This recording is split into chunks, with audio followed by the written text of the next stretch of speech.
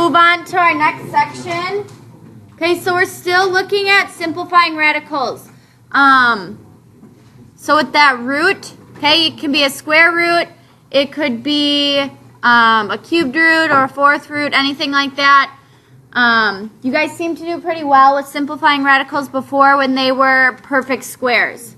Okay, so before we have perfect squares, now you're going to be simplifying radicals where you're leaving terms inside that root, okay, as well as taking them out. So the properties you have used to simplify radical expressions involving square roots also hold true for expressions involving nth roots. That's what that's supposed to say. So first we have the product property of radicals. For any real numbers A and B, and any integer n greater than 1, if I have the nth root of AB, that could be equal to the nth root of A times the nth root of B if n is even and A and B are both non-negative, or if n is odd. So you can take what's inside of your radical and split it in two.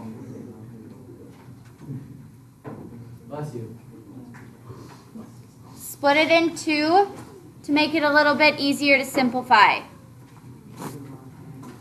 So an example of that, if I have the square root of 2 times the square root of 8 is the square root of 16. So I can multiply those two together underneath that root, which will give me 4.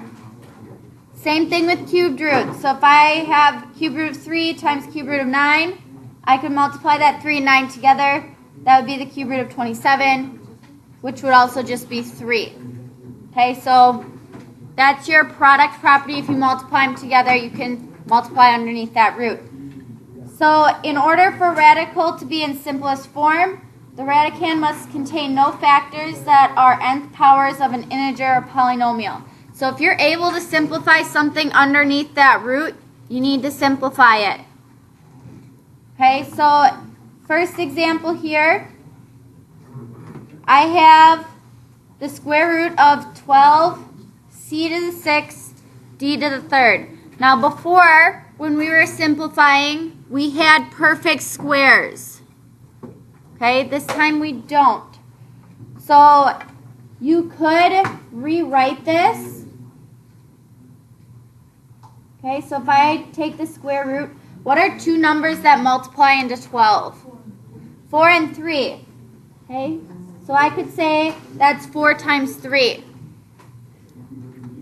Shh, we're quiet, please. I have c to the 6th, meaning there are 6 c's multiplied underneath that root. And then you have 3 d's underneath that root. You don't always have to do this. I'm just going to show you it this way so you can see what's going on. So you can take the square root of each of these. Okay, so if I split this 4 and 3, can I take the square root of 4? It's 2, right? I can't take the square root of 3 and get a good number. Okay, it's irrational. So I'm going to leave 3 in the square root. Okay, so I'm just going to write it like this. So I still have a square root of 3, right? Now with these variables here, I'm going to look for pairs since I have a square root. So I have one pair of c's here. I have another pair of c's here. And another pair of c's here. So I have 3 pairs of c's, right? So that means once I take that square root, I'll have c to the 3rd power. Is that under the radical? No. Moving on to that d variable, again looking for pairs. I only have one pair, so I can only pull out one d. Okay, so this is multiplied. These are all multiplied together. So I can only pull out one d. That other one is left underneath that root.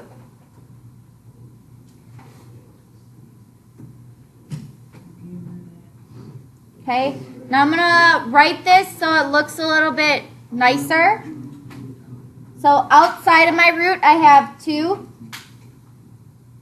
c cubed d, and then underneath that root, I still have 3 and that d there.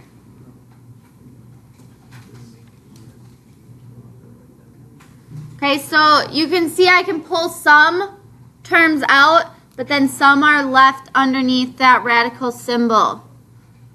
Okay, and you don't need to write it all out like I did each time. Questions?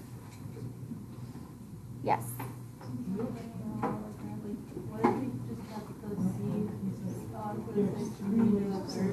That's fine.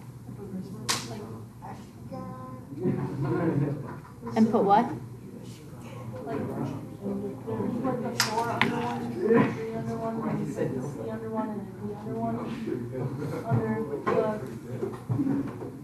Oh, okay, yeah. Yeah, you can do that.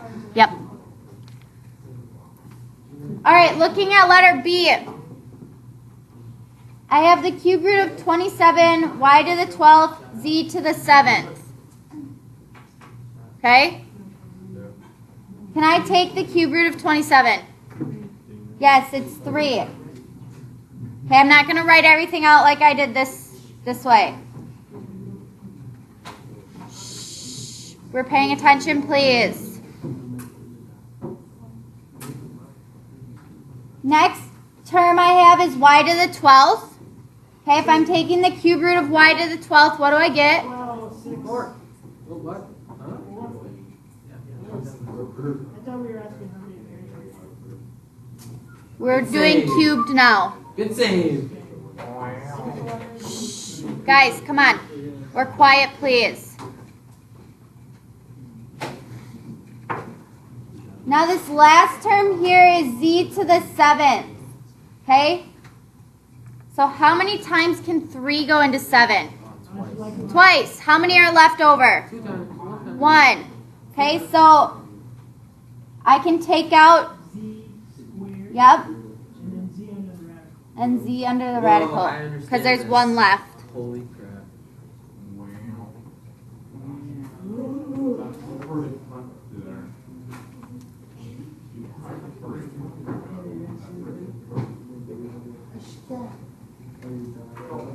And that would be your simplified answer.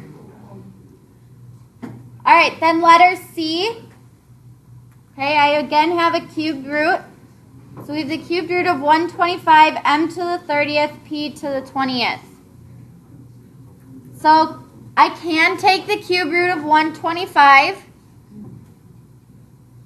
Okay, I can take the cube root of 125, that is 5.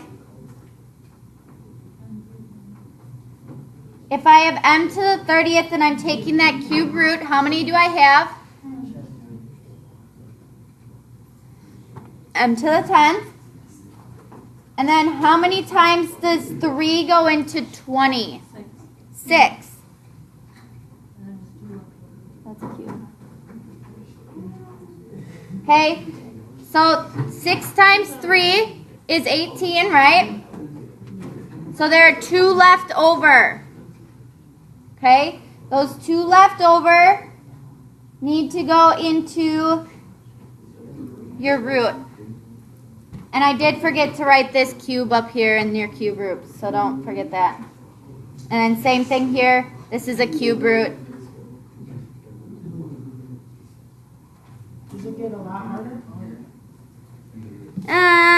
As long as you're paying attention on the back, it shouldn't be too bad.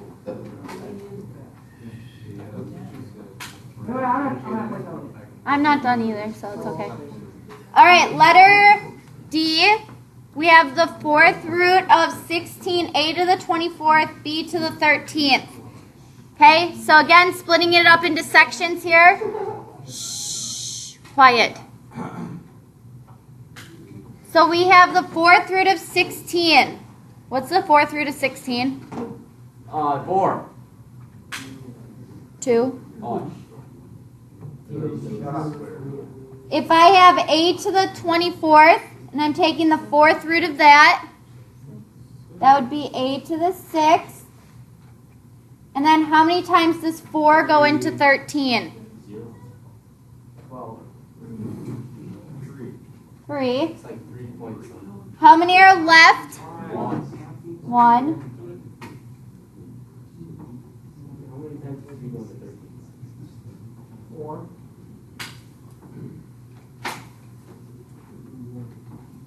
Okay, and again, don't forget that 4th root right there.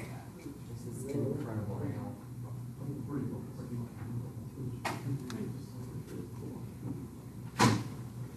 Okay, questions?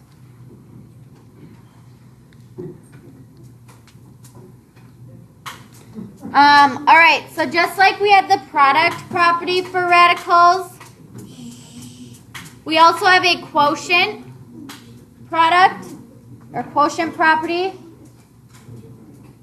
So there's too much talking going on.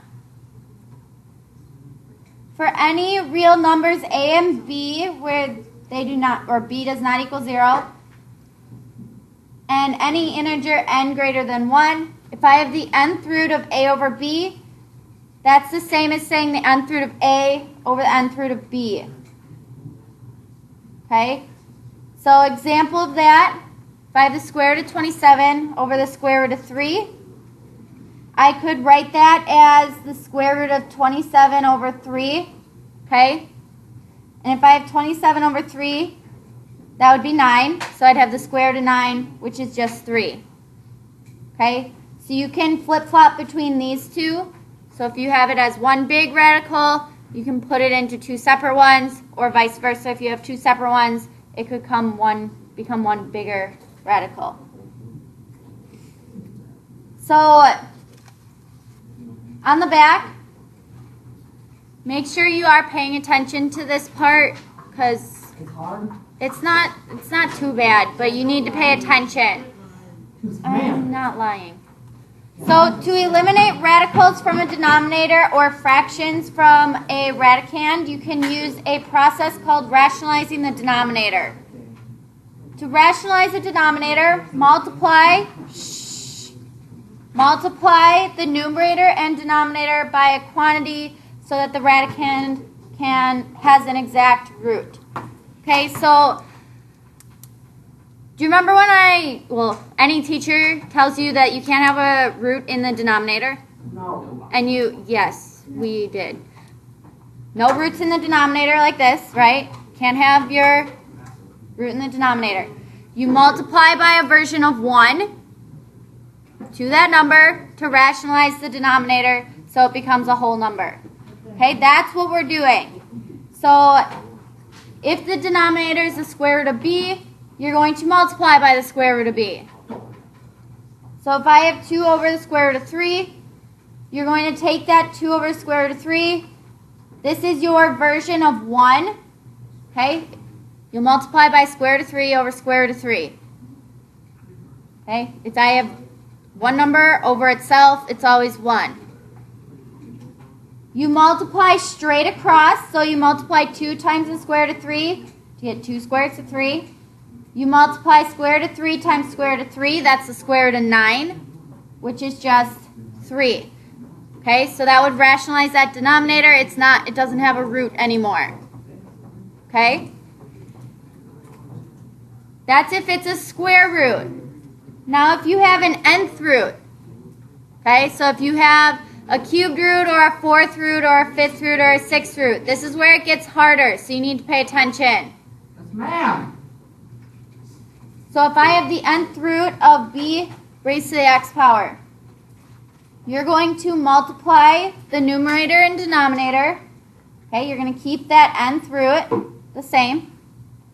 But that b value's exponent, you're going to take your root number and subtract your power from it. Okay? So if I have 5 over the cubed root of 2, okay, you're going to take that. You're going to multiply by the cube root of 2 squared.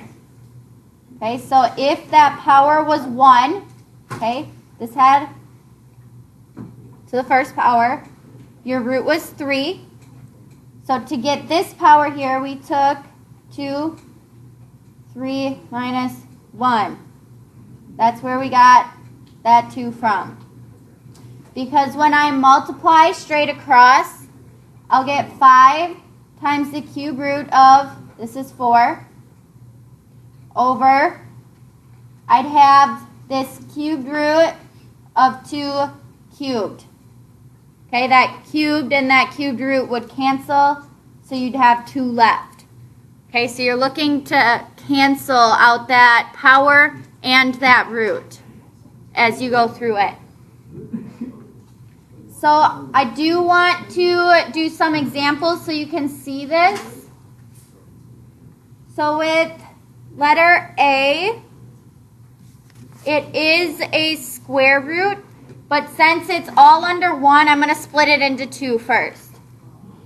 Okay, so I'll have the square root of A to the 9th over the square root of B to the 5th.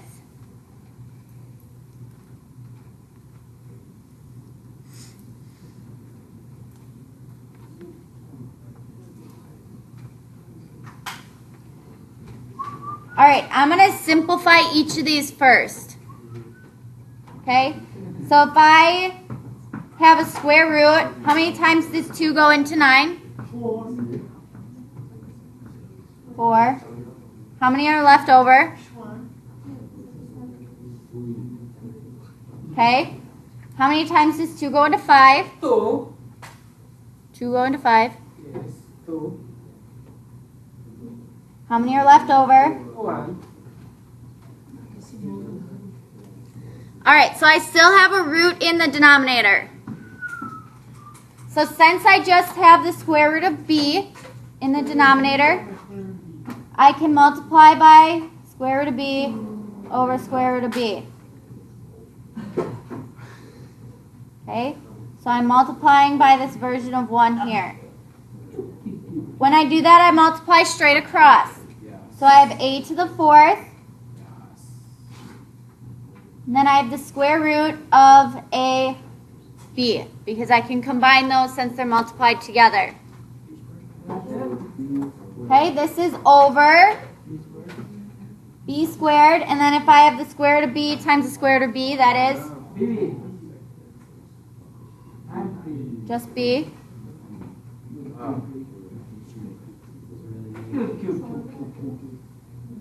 Okay, last step is just to combine these two. Okay, so I have a to the 4th times the square root of ab all over b cubed.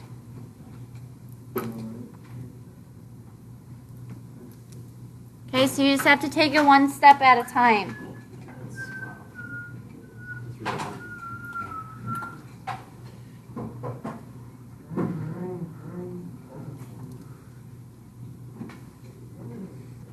All right, looking at letter B then. This time it's a cubed root. Okay, it's not a square root, it's cubed root. But since again it's over all of it, I'm going to split it. So I have the cube root of 2 over the cube root of 9x. Okay, I can't simplify anything here first. So since this is a cube root, whatever's underneath your radical here, okay, that 9x, both of those are raised to that first power, right? Because it doesn't show any exponent attached to them. Sure. Okay, so they're raised to that first power. Sure. So when I multiply, okay, when I multiply by that version of 1, I'm going to need a cube root for sure, right? Yeah. For shizzle. Now to get what's underneath that root, I'm going to take what I originally had, which is 9x, but I'm going to take my root or index of my root here, which is 3, and I'm going to subtract that x power from it. So in this case, we have 1. Okay, so underneath that cube root, we'll have 9x squared. Because I took 3 minus 1. And make sure you do put parentheses around that because that whole term is squared. Okay, that whole term has to be raised to that power. All right, so from here, I can multiply straight across. So I have 2 underneath that cube root. So I'm going to keep that cube root. I have 2. I have 9 squared, right? 9 squared. That's 81.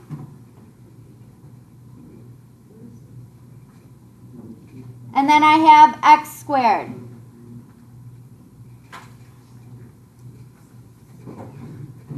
Okay, that's all over. If I have 9x times 9x squared, that's 9x cubed, right? Okay, it's underneath that cube root. Whoa. So we just end with 9x there. Wow. All right, I can still simplify the top a little bit, that numerator. So here I have the cube root of 2. Now 81 is 9 and 9, right? Sure is. Yes. And how do I get to 9? What do I multiply together? 3 times 3. Yep. So 3 times 3, that's one of those 9s, right? Okay. And 3 times 3 is the other one. Okay. Okay? And then I still have an x squared. That's over 9x. So since I'm taking this cube root, I'm going to look for 3 of the same. Okay, so I do have 3 3's under there. So I can pull 1 out, right?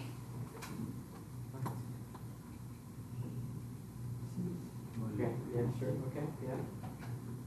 Okay. Okay, and I still have a cube root.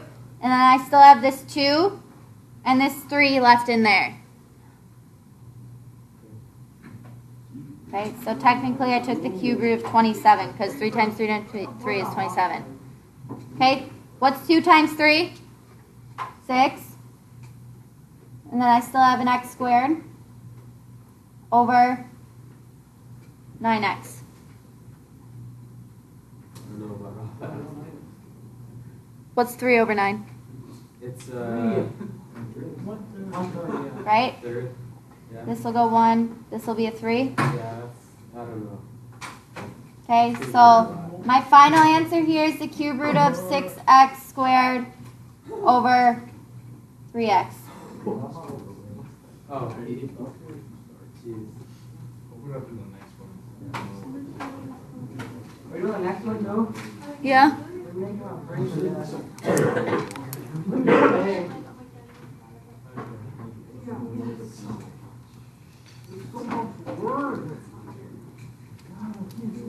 So much work. All right, questions on letter B before I do letter C.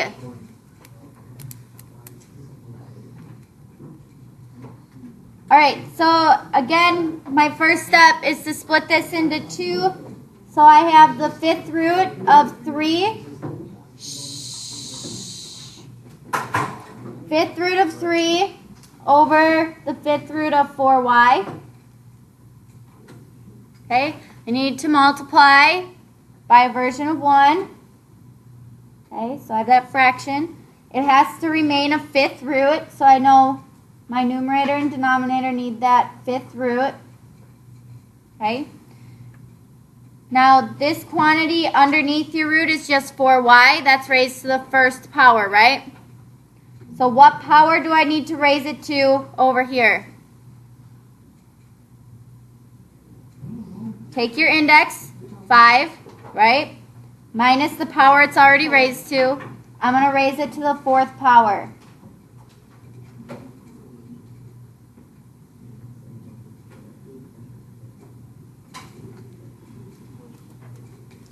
Okay, you always want to make sure whatever underneath your radical, if you multiply them together, it's going to cancel out your radical. Okay, so I have a 1 and a 4, that makes 5. Those 5s will cancel out then. Okay, from here I'm going to multiply straight across. So I have the 5th root of 3 times 4 to the 4th power and y to the 4th power all over. Again, you're looking to cancel all of these out, so once you multiply them together, you should just end up with 4y.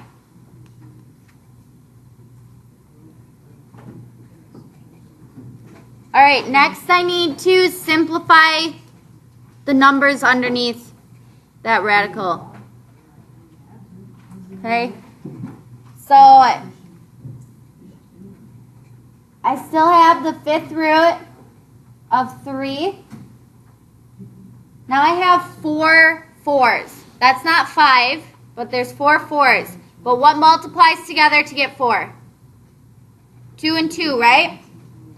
So that means I have how many 2s? If I have 4 to the 4th, how many 2s do I have? 16. 8. You have 8 2s. That's pretty close. Come on, son. So if I would just change this 4 to 2 squared, right?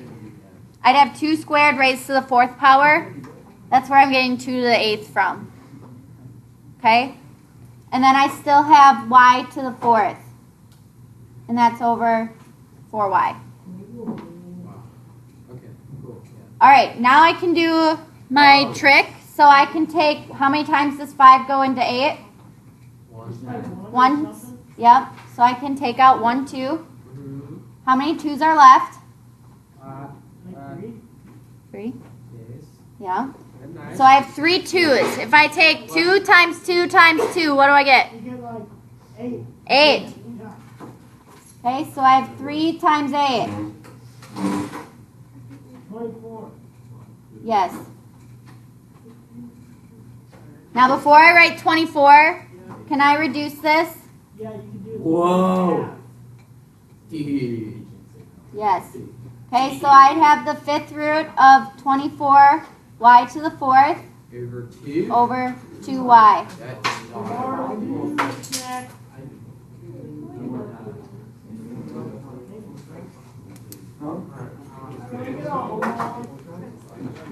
Yeah. have a question. What's your question? Can you say the alphabet backwards? Sober? D-Y-X-W. How the hell do you do that? That's what I'm saying. No one got time for somebody. Exactly, dude. I did it.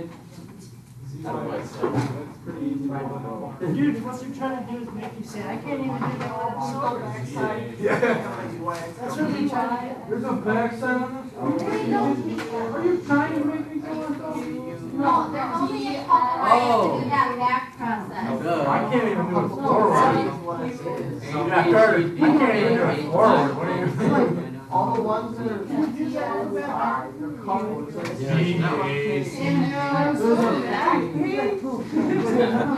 Get out.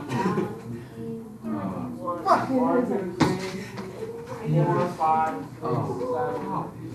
Dude, have you seen those? There's like guys that are already with UI, and then they're like, I don't know. I've been drinking a little bit. She serves you were about to get. Literally, we thought you were fine. He's like, damn. There are 7 fractions.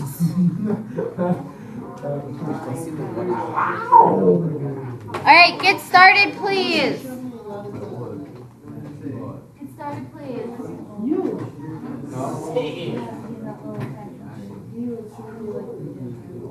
A would have to be underneath the Oh yeah.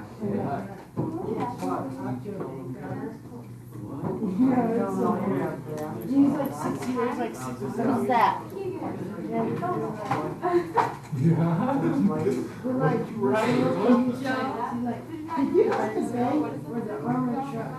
And the guy's like, how do you even know this? Like, he's like, I watch movies. What did he say? Dude. He robbed the truck and he put an ad in the paper saying this. Everyone, there's like a driver in your vehicle show up with That Sam got way better. You can't do. And so all these people showed up. And so when the guy, like the truck driver, the other day, I will. And like, and these kids were like, that's not how the truck's like, yeah, like 4 billion. You should. They're the jury. They're like, let him go. He's not.